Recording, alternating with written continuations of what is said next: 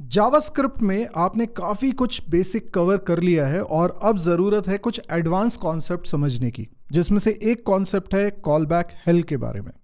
तो ये क्या होता है, इसको समझने के लिए पहले हम रिवाइज करते हैं कॉल बैक क्या होता था। चलिए कोडिंग विंडो पे। तो बेसिकली कोई फंक्शन है, सपोज करिए F1 नाम से एक फंक्शन मैंने बनाया हुआ है और ये फंक्शन रिसीव कर रहा है एक आर्ग्यूमेंट और ये इसकी कोडिंग है, ये इसका ब्लॉक है। अब जब मैं इस फंक्शन को कॉल कर रहा हूँ F1 को, तब मैं इसमें आर्ग्यूमेंट में एक फंक्शन पास कर सकता हूँ। ये चाहे एरो फंक्शन हो सकता है या कोई नेम्ड फंक्शन हो सकता है, व्हाटएवर। यहाँ पर मैं पास कर सकता हूँ और ये मैंने फंक्शन जो पास किया इसके अंदर लिख रहा हूँ console.log hello। सिंपली इतना सा कोड लिखा है मैंने। तो जब हम किसी फंक्शन को कॉल करते वक्त एज एन आर्ग्यूमेंट फंक्शन पास करते हैं, चाहे वो एरो फंक्शन ही क्यों ना हो, इसको हम कॉल बैक बोलते हैं, क्योंकि जिस फंक्शन में मैंने इस एरो को पास किया है वहां पर फन नाम से उसको रिसीव किया गया है। और जब भी ये फंक्शन चलेगा, यहां पर मैं कुछ कोड लिख दे रहा हूं console.log I am in F1, ठीक है। और उसके बाद मैं इस फंक्शन को कॉल कर रहा हूं इस तरीके से। आप देख रहे हैं कि ये कौन सा फंक्शन कॉल हो रहा है, जो यहां पे रिसीव हुआ है। तो कॉल बैक ये है जो मैं इसमें आर्ग्यूमेंट के रूप में पास कर रहा हूं। F1 को कॉल करते वक्त मैं ये कह रहा हूं कि ये लो, मैं तुम्हें एक फंक्शन दे रहा हूं, जब तुम्हारा काम हो जाए तो तुम इसे कॉल कर लेना। तुम्हारा काम क्या है? हो सकता है तुम्हारा काम है ये console.log करना। ये जब हो जाए तब तुम इस फंक्शन को कॉल कर लेना, ये मैंने तुम्हें दे दिया। ठीक है, अभी इसको रन करके भी देखते हैं। तो node myscript.js, आप देख सकते हैं पहले प्रिंट हो रहा है I am in F1 और उसके बाद फन फंक्शन कॉल हो गया है, जिससे कि ये हेलो प्रिंट हो गया। ये तो कंफर्म हो गया। तो हमें ये तो समझ में आ गया कि कॉल बैक होता क्या है। पर यूजुअली हम कॉल बैक को यूज कहां करते हैं? क्योंकि हम जानते हैं कि जावास्क्रिप्ट जो है वो सिंक्रोनस लैंग्वेज है, यानी यहां पर सिंगल थ्रेडेड लैंग्वेज है, जो प्रोसेसिंग होती है one code at a time का कॉन्सेप्ट है। लेकिन कई बार हम कुछ ऐसे कोड को एग्जीक्यूट कराना चाहते हैं जो कि पैरेलली चले। हम चाहते हैं दो कोड पैरेलल चलें, जैसे कि इसको हम बोलते हैं असिंक्रोनस तरीके से कोड को चलना। और इसके बारे में हमने डिटेल में समझा हुआ है, मैं बहुत ज़्यादा उसके डेप्थ में नहीं जाना चाहता। अगर आपने इस प्लेलिस्ट को शुरुआत से नहीं देखा है तो मैं बोलूँगा कि आप उन वीडियोस को पहले देख लीजिए, जिसमें मैंने कॉल बैक के बारे में अच्छे से बताया हुआ है, फंक्शंस के कॉन्सेप्ट को समझाया हुआ है, कॉल बैक क्यू के बारे में समझाया हुआ है, काफ़ी डिटेल में उस चीज़ को कवर किया है। कुछ ऑपरेशंस ऐसे होते हैं जो कि इमीडिएटली कंप्लीट नहीं होते, जैसे हमें सर्वर से कुछ डेटा फेच करके लाना है, या हमें कुछ टाइमर ऑपरेशन करना है कि ये 10 सेकंड बाद ये काम हो। यानी हमारे पास कुछ टास्क है, जो टास्क तभी कंप्लीट होना चाहिए जब डेटा सर्वर से फेच हो जाए, या कोई भी एक लॉन्ग रनिंग टास्क है वो कंप्लीट हो जाए, तभी हमारा कोड चले। इमेजिन करिए कि ये जो फंक्शन में मैं कोड कर रहा हूं, इस एरो के अंदर जो कोड कर रहा हूं, मैं नहीं चाहता कि ये अभी चल जाए। मैं चाहता हूं ये तब चले जब F1 फंक्शन अपना काम कंप्लीट कर ले। इसीलिए मैंने F1 फंक्शन में अपना arrow function as an argument pass कर दिया कि तुम्हारा काम जब कंप्लीट हो जाए तब तुम इसे कॉल कर लेना। लेकिन यहां पर चीजें सिंक्रोनस ही चल रही हैं। आपने F1 को कॉल किया, उसमें फंक्शन पास किया, फिर ये वाली लाइन चली, उसके बाद ये वाली लाइन चली, सब कुछ सिंक्रोनसली चल रहा है। पर कब ये सिंक्रोनसली नहीं चलता है, उस बात को अब हमें समझना है। तो मैं एक दूसरा एग्जांपल यहां पर ले रहा हूं। मैंने यहां पर एक फंक्शन को कॉल किया जिसका नाम है सेट टाइम आउट। इसके बारे में हम पहले भी पढ़ चुके हैं। सेट टाइम आउट के अंदर हम दो आर्ग्यूमेंट्स पास कर सकते हैं। अब पहले तो ये बताइए कि सेट टाइम आउट फंक्शन क्या हमने बनाया? जैसे यहां तो हमने F1 फंक्शन हमने बनाया था, पर यहां पे सेट टाइम आउट हमने नहीं बनाया, ये प्रीडिफाइंड फंक्शन है। ये फंक्शन वेब एपीआई का पार्ट है, वेब एपीआई जो कि ब्राउजर के पास है। ठीक है, सेट टाइम आउट में हम दो आर्ग्यूमेंट्स पास करते हैं, एक हम एरो फंक्शन पास करते हैं और दूसरा हम टाइम पास करते हैं। तो एरो फंक्शन मैंने पास कर दिया। एरो फंक्शन भी हो सकता है, नेम्ड फंक्शन भी हो सकता है, व्हाटएवर, एक फंक्शन पास करना है मुझे एज एन आर्ग्यूमेंट। ये मैंने फंक्शन पास कर दिया, इसके अंदर कुछ कोड लिखूंगा। और दूसरी चीज़ है लाइक 3 सेकेंड्स, मैंने कह दिया 3 सेकेंड के बाद ये वाला फंक्शन कॉल कर लेना। सो बेसिकली मैंने सेट टाइम आउट मतलब मैंने एक डिले लगाया हुआ है, एक टाइमर लगाया हुआ है कि इतने टाइम के बाद इस फंक्शन को कॉल कर लेना। यानी ये फंक्शन जो मैं as an argument set time out को दे रहा हूँ, सेट टाइम आउट से कह रहा हूँ कि देखो तुम्हारा जब टाइमर कंप्लीट हो जाए, दैट इज 3 सेकेंड, तब तुम इसको कॉल करवाना। अब जरा सोचिए कि टाइमर चल रहा है 3 सेकेंड तक, वो टाइमर चल रहा है, लगातार वो टाइम चल रहा है जिसको कंटिन्यूसली कोई मॉनिटर कर रहा है, वो भी तो एक कोड है। सेट टाइम आउट ने ब्राउजर के टाइमर फंक्शनैलिटी को यूज किया है जो कि पैरेलली हमारे प्रोग्राम में रन हो रहा है। हमारे प्रोग्राम में जो कुछ हमने लिखा है वो तो रन हो ही रहा है, लेकिन ब्राउजर का टाइमर फंक्शनैलिटी भी चल रहा है। तो जैसे ही हमने सेट टाइम आउट को कॉल किया, वैसे ही हमने ब्राउजर की एक टाइमर फंक्शनैलिटी को चालू कर दिया जो 3 सेकंड तक चलेगा। तब तक ऐसा नहीं है कि हमारा प्रोग्राम रुक जाएगा, हमारे प्रोग्राम में आगे अगर कुछ कोड लिखा होगा तो वो चलता रहेगा। console.log और इसको कह देता हूँ लाइन 1।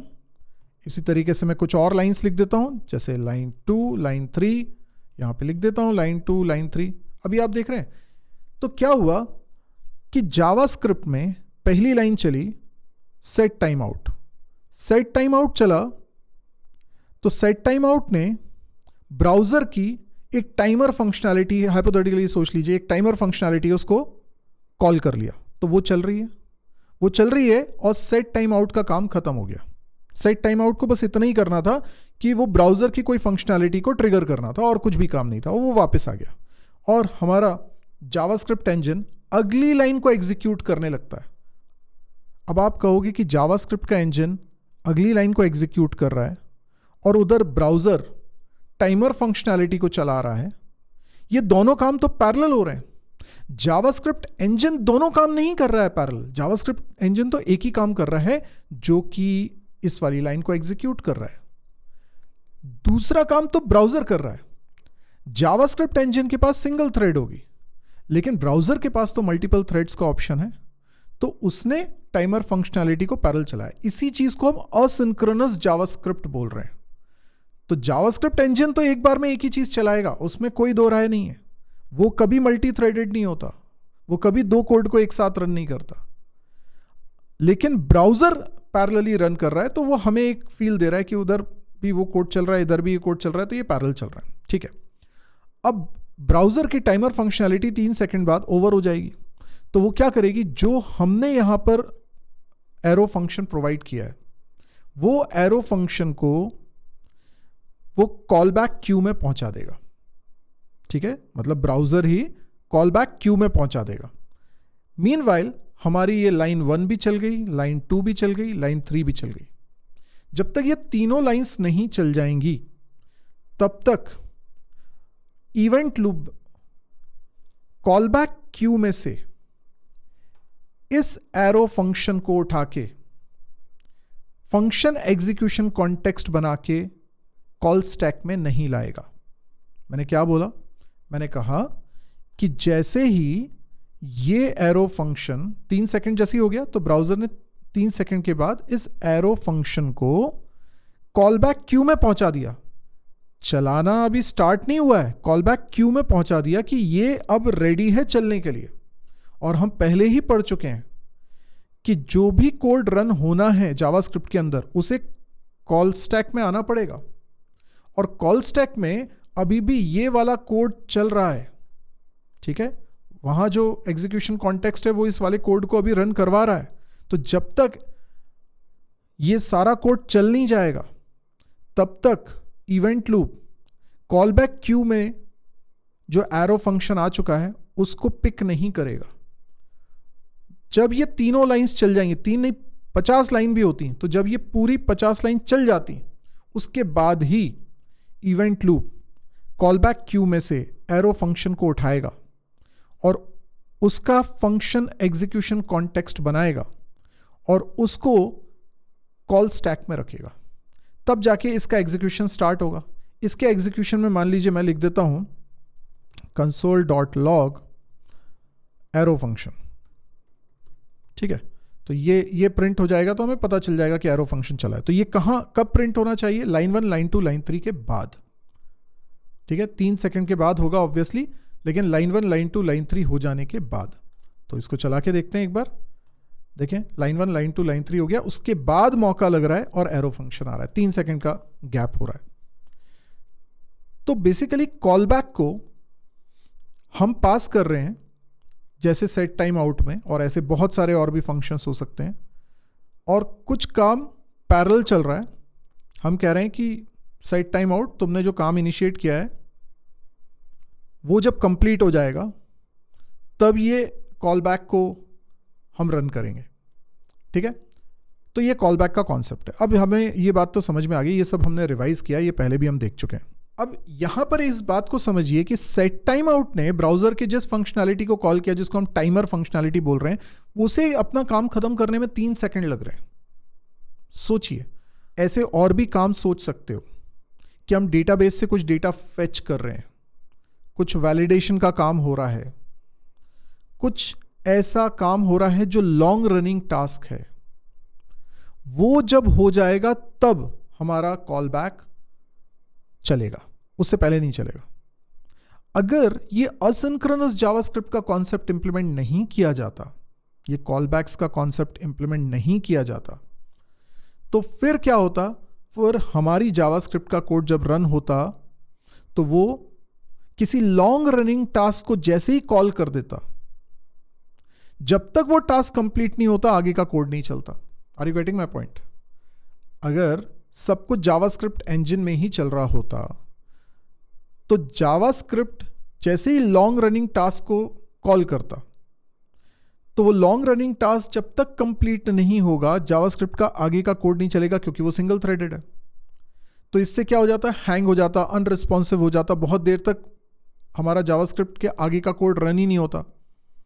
ऐसा ना हो इसलिए असिंक्रोनस जावास्क्रिप्ट का कॉन्सेप्ट डेवलप किया गया।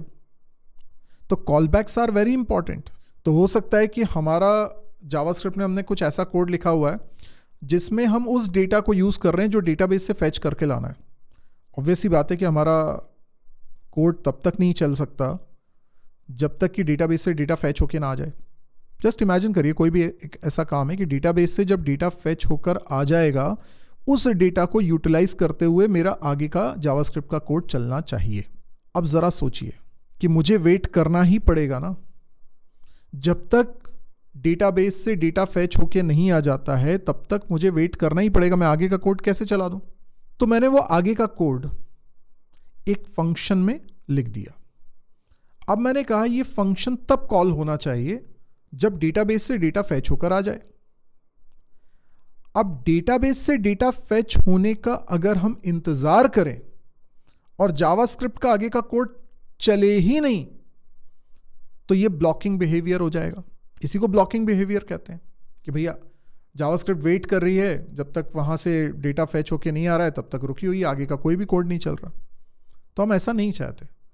हम चाहते हैं कि जावास्क्रिप्ट अपना वो काम करता रहे जो उस डेटा पे डिपेंडेंट नहीं है, लेकिन जैसे ही वो डेटा आ जाए वैसे ही हम चाहेंगे कि वो काम भी हो जाए जो उस पर डिपेंडेंट था। तो इसके लिए हम कॉल बैक बनाते हैं। हमने कॉल बैक बनाया जिसमें हमने वो कोड लिखा हुआ है जो डेटाबेस से आ रहे डेटा को यूटिलाइज करके अपना काम कर रहा है। अब ये क्योंकि एक फंक्शन है, एक कॉल बैक है, मैंने इसे एज एन आर्ग्यूमेंट पास कर दिया होगा। तो जब तक डेटाबेस से डेटा फैच होके नहीं आएगा ये कॉल बैक क्यू में नहीं आएगा, यानी कि तब तक ये चल ही नहीं सकता। ये बहुत इंपॉर्टेंट कॉन्सेप्ट है, इसलिए तो कॉल बैक का कॉन्सेप्ट हम पढ़ते हैं और इसको यूज करते हैं, और ये तो बहुत ही कॉमन सी रिक्वायरमेंट है। तो यहां तक तो हमें सब समझ में आ रहा है, लेकिन इसमें प्रॉब्लम क्या है? इसमें प्रॉब्लम है, आइए उसको समझते हैं। चलिए अब देखिए, मान लीजिए कोई f1 नाम का फंक्शन है, मैं उसको कॉल करूंगा, पर f1 फंक्शन को अगर आप कॉल कर रहे हो, ठीक है, तो इसके लिए जरूरी है कि, ठीक है, कोई दिक्कत नहीं है, तो हम यहां पर एक f1 नाम का फंक्शन बना लेते हैं और f1 फंक्शन की कोडिंग कर देते हैं। ठीक है, तो जब मैं f1 फंक्शन को कॉल करूंगा ये वाला कोड चलेगा, नो डाउट। पर इमेजिन करिए कि ये फंक्शन एक्चुअल में कोई आर्ग्यूमेंट ले रहा है, आर्ग्यूमेंट ले रहा है लेट्स से फन, और यहां से मैं फन फंक्शन को कॉल कर रहा हूं। तो आपको समझ में आ गया कि f1 फंक्शन को अगर मैं कॉल करूंगा तो मुझे एज एन आर्ग्यूमेंट एक फंक्शन पास करना है। चलिए फंक्शन पास कर देते हैं। ये फंक्शन बिना किसी नाम का फंक्शन है, इसके अंदर एक आर्ग्यूमेंट पास कर रहा हूं मैं वैल्यू 1, ठीक है, और ये इसकी बॉडी। समझ में आ रहा है कोड? मैंने एक फंक्शन को कॉल किया, f1 फंक्शन ये बना हुआ है, इसको मैंने कॉल किया और उसमें मैंने एक function as an argument pass किया। ये एरो फंक्शन भी हो सकता था, ये मैंने पास कर दिया, तो इसको फन ने रिसीव कर लिया और फन ने यहां से उसको कॉल कर लिया। पर अगर कॉल करेगा तो कोई आर्ग्यूमेंट भी तो पास करना पड़ेगा ना। लेट्स से हमने यहाँ पे पास कर दिया 5, क्योंकि ये आर्ग्यूमेंट ले रहा है, ठीक है, इसको एक आर्ग्यूमेंट चाहिए, तो यहाँ पर हमने कॉल करते वक्त एक आर्ग्यूमेंट पास कर दिया। मैंने एक फंक्शन बनाया, उसने एक फंक्शन रिसीव किया और उसको कॉल कर दिया। तो जब मैंने इस फंक्शन f1 को कॉल किया है तब मैंने इसके अंदर एक function as an argument pass कर दिया। इसके अंदर मैं एक f2 फंक्शन को कॉल करता हूं, और f2 फंक्शन को जब मैं कॉल कर रहा हूं तो मैं यहां पर ये जो वैल्यू 1 हमें यहां पे मिला है ना आर्ग्यूमेंट में, इसको मैं एज एन आर्ग्यूमेंट पास कर रहा हूं। Value 1 as an argument pass कर दे रहा हूं और दूसरी चीज भी पास कर रहा हूं। देखो मैं इस फंक्शन को कॉल कर रहा हूं f2 को, और मैं यहां पर दूसरी चीज भी पास कर रहा हूं। लेट्स से f2 फंक्शन भी अभी हमने बनाया कहाँ है, f2 फंक्शन भी तो डिफाइन करना पड़ेगा ना। अभी हाइपोथेटिकली समझ लो कि जैसे f1 फंक्शन बनाया वैसे ही f2 फंक्शन भी बनाया होगा। उस f2 फंक्शन ने 2 आर्ग्यूमेंट्स लिए होंगे, एक तो एक वैल्यू ले रहा है और दूसरा एक और फंक्शन है, और इस फंक्शन में एज एन आर्ग्यूमेंट हम दे रहे हैं वैल्यू 2, ठीक। और हो सकता है कि इसके अंदर से फिर एक f3 फंक्शन कॉल हो रहा है और इसके अंदर पास हो रहा है वैल्यू 2, क्योंकि वैल्यू 2 इसे आर्ग्यूमेंट में मिला हुआ है, और इसमें हम पास कर रहे हैं फंक्शन और उसमें पास कर रहे हैं वैल्यू 3। अब ये थोड़ा सा कॉम्प्लिकेटेड आपको लग रहा होगा।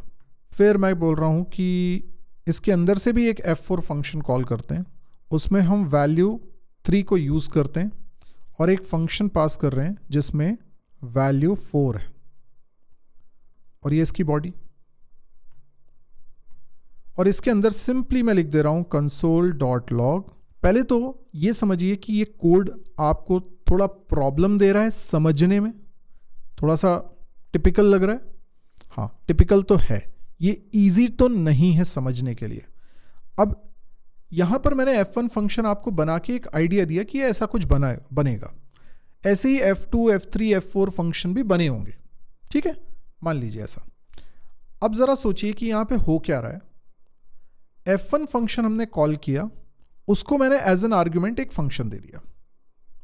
वो फंक्शन जब चलेगा तो वो भी किसी फंक्शन को एज एन आर्ग्यूमेंट पास कर रहा है, और उसके अंदर भी एक फंक्शन कॉल हो रहा है f3, उसमें भी एक function as an argument pass हो रहा है, और फिर f4 कॉल होता है। अब जरा इमेजिन करो कि f4 फंक्शन कुछ ऐसा काम कर रहा है जो लॉन्ग रनिंग टास्क है। हो सकता है, हो सकता है, तभी तो हमने इसमें कॉल बैक पास किया है। सो अभी थोड़ी देर के लिए ऐसा समझ लो कि ये जो f1, बल्कि इसको भी कोड को हटा रहा हूं मैं, f1, f2, f3, f4, आप ऐसा मान लीजिए जैसे सेट टाइम आउट एक फंक्शन है ना, ऐसे ही कुछ फंक्शंस हैं वेब एपीआई के जिनको हम कॉल कर रहे हैं। तो f1, f2, f3, f4 मान लो कि हमने नहीं बनाए हैं, ये सब वेब एपीआई के कोई फंक्शंस हैं, इनको हम बस कॉल कर रहे हैं। अब जैसे सेट टाइम आउट को हम कॉल करते हैं तो वो ब्राउजर की किसी फंक्शनैलिटी को ट्रिगर कर देता है जिसको चलने में कुछ समय लगता है। हमारा जावास्क्रिप्ट का कोड आगे कंटिन्यू रहता है, लेकिन उस ब्राउजर की फंक्शनैलिटी को चलने में कुछ समय लगता है, और वो जब अपना काम कंप्लीट कर लेता है तब हमने जो कॉल बैक प्रोवाइड किया है वो उसको कॉल करता है, ठीक है। तो f1 को हमने कॉल किया, जैसे सेट टाइम आउट है ऐसी कोई f1 है, वो उसको हमने कॉल किया, उसको हमने ये कॉल बैक प्रोवाइड किया है। कौन सा? ये वाला फंक्शन, ये वाला फंक्शन पास किया ना, तो ये कॉल बैक हमने पास किया। हम कह रहे हैं इसको कॉल कर लेना जब तुम्हारा काम कंप्लीट हो जाए, है ना। तुम्हारा काम क्या है? एपीआई से डेटा फैच करना, सर्वर से कुछ डेटा फैच करना, या कोई टाइमर फंक्शनैलिटी को यूज करना, ऐसा कुछ काम कर रहा है वो, और जैसे ही हो जाए वैसे ही इस फंक्शन को कॉल कर लेना, ठीक है।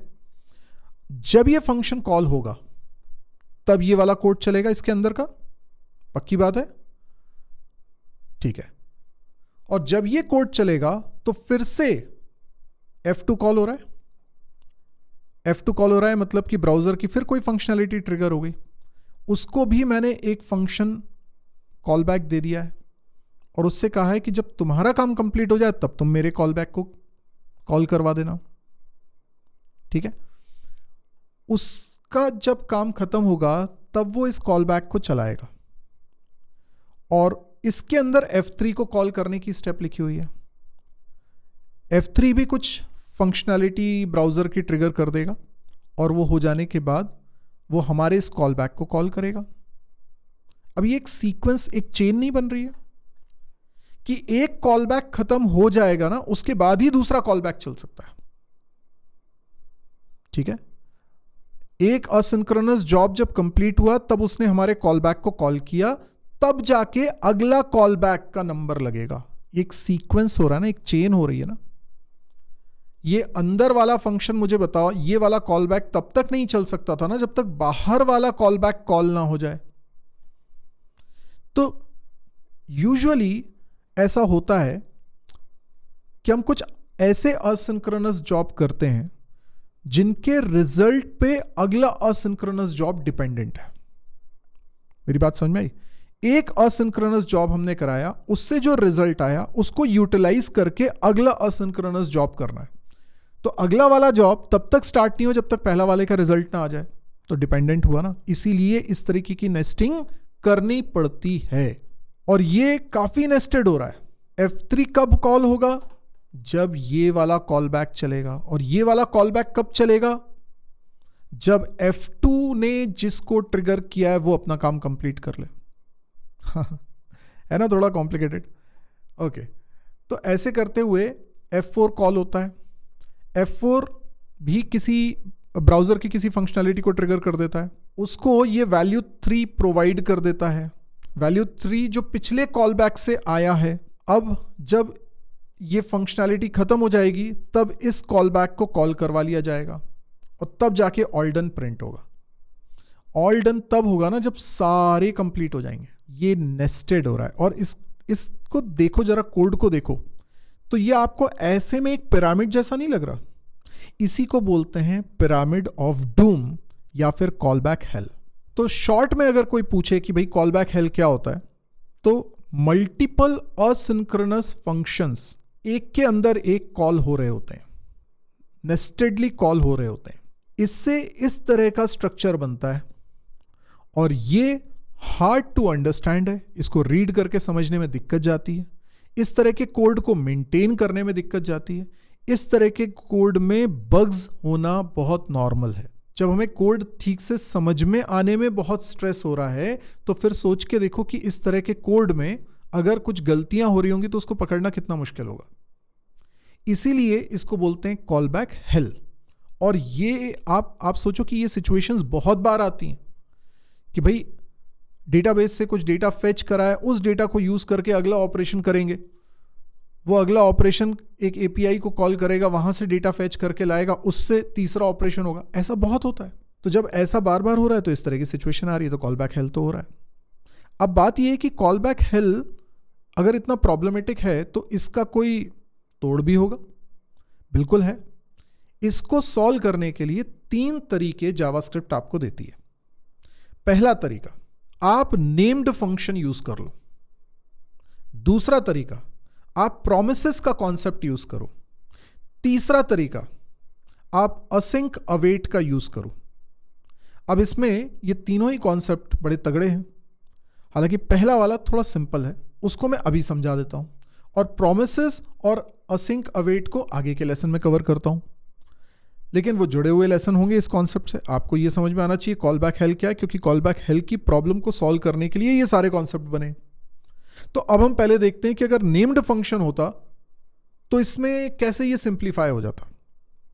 तो देखो, ये जो फंक्शन है, ये पहला कॉल बैक जो हम पास कर रहे हैं F1 में, हम कहेंगे कि ये स्टेप 1 है। जब तक ये फंक्शनैलिटी नहीं चल जाती अगला कॉल बैक चलने का सवाल ही नहीं उठता। तो हम क्या करते हैं, इसको नेम्ड बेस फंक्शन बना देते हैं। अब देखो इसकी कोडिंग करता हूं मैं। मैं एक एक फंक्शन को अलग अलग बनाने वाला हूँ। तो ये स्टेप 1 हो जाएगा, this function is step 1, this function becomes step 2, this function becomes step 3। 3 अलग अलग फंक्शंस में बनाता हूँ। देखो कैसे, मैंने फंक्शन कोड किया, मैं इस कोड को हटा दूंगा अभी, पहले बता देता हूँ। स्टेप 1 नेम्ड फंक्शन बना रहा हूँ, इसमें मैं ले रहा हूँ वैल्यू 1 और इसके अंदर से मैं कॉल कर रहा हूँ किसको, f2 फंक्शन को, और f2 फंक्शन में मैं वैल्यू 1 पास कर रहा हूँ, यही तो हो रहा है। और इसके अंदर मैं कॉल कर लेता हूँ किसको, स्टेप 2 को। What is step 2? तो मैंने फंक्शन बनाया स्टेप 2, इसमें पास कर रहा हूँ वैल्यू 2। तो स्टेप 2 फंक्शन में एक आर्ग्यूमेंट वैल्यू 2, और इसके अंदर क्या हो रहा है देखिए, जब f2 फंक्शन के अंदर हमने कॉल बैक पास किया था, तो ये कॉल बैक को मैं नाम दे रहा हूँ। क्या नाम दे रहा हूँ मैं, स्टेप 2। इसमें वैल्यू 2 पास हो रहा था, और इसके अंदर से मैं कॉल कर रहा हूँ f3 फंक्शन को, जिसमें ये वैल्यू 2 पास कर देता हूँ और स्टेप 3 यहाँ से पास कर दिया। स्टेप 3 एक कॉल बैक है, स्टेप 3 भी तो बनाना पड़ेगा ना पर। तो फंक्शन स्टेप 3, ये स्टेप 3 फंक्शन मैंने बना दिया, यहाँ पर वैल्यू 3 हमें मिल रही है। इसके अंदर हम लोग कॉल कर रहे हैं f4 फंक्शन को। अब f4 फंक्शन के अंदर इस वैल्यू 3 को यूज कर रहे हैं और इसमें पास कर देता हूं मैं कॉल बैक। तो कॉल बैक आप ऐसे एरो फंक्शन करके भी कर सकते हो, और इसके अंदर मैं लिख देता हूं console.log। देखो सेम कोड लिखा है पर मैंने नेम्ड फंक्शंस बना लिए हैं, ये थोड़ा इजी है रीड करने में।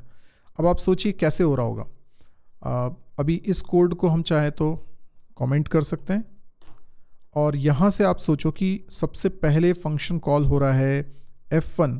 तो f1 फंक्शन में हम वैल्यू पास कर रहे हैं एक फंक्शन दैट इज स्टेप 1। अब आप देखो, मैंने f1 फंक्शन को कॉल किया, हमने क्या समझा था कि f1, f2, f3, f4 ये कोई वेब एपीआई की फंक्शनैलिटीज़ हैं जिनको हम कॉल कर रहे हैं। तो ये ब्राउजर की किसी फंक्शनैलिटी को ट्रिगर कर रहे हैं जो लॉन्ग रनिंग टास्क कर रहे हैं, असिंक्रोनस कोड को रन कर रहे हैं। तो f1 को मैंने कॉल करा, उसने किसी असिंक्रोनस जॉब को इनिशिएट कर दिया होगा, और उसमें हमने अपना कॉल बैक पास कर दिया जो कि ये नेम्ड फंक्शन है। अब जब उसका काम खत्म होगा तो वो हमारे इस स्टेप 1 फंक्शन को कॉल कर लेगा। अब स्टेप 1 फंक्शन चलेगा तब जाके f2 कॉल हो सकता है, उससे पहले नहीं होगा। अब ये रीड करने में थोड़ा इजी हुआ ना।